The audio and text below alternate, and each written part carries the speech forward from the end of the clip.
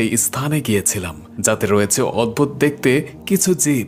তাদের সাথে আমার দেখা হয়েছে, কথা হয়েছে। সেই এলাকার লোকেরা জানে না চাঁদের আলোর গুণ সম্পর্কে। তাদের ধারণা নেই প্রচণ্ড সূর্যের আলো কেমন হতে পারে। তারা তাদের নিজস্ব আলোয় আলোকিত। এরা এমন এক পাহাড়ে অবস্থিত যাতে যেতে হলে পুরো 4 মাস অন্ধকারে হাঁটতে হবে। এই পাহাড় পুরো পৃথিবীকে চারপাশ থেকে ঘিরে রেখেছে, এমনভাবে চারদিক থেকে বন্ধনী তৈরি করে রেখেছে যেমনভাবে একটা হাতের স্পর্শে আংটি থাকে। প্রিয় দর্শক, এই পাহাড়ে রয়েছে আবে হায়াত। এই আবে হায়াতের পানি পান করলে মানুষের হায়াত বৃদ্ধি পায়। যদিও এর কোনো ব্যাখ্যা নেই। জালালউদ্দিন রুমি তার একটি বইয়ে লিখেন, হযরত জুলকারনাইন এই পাহাড়ে গিয়েছিল এবং এই পাহাড়ে তিনি ইয়াজুজ মাজুজকে বন্দী করেছেন। কিন্তু আজও কেউ জানে না এই ইয়াজুজ মাজুজ কি আদৌ এখানে আছে।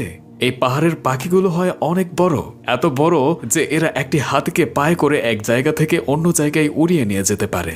মাশা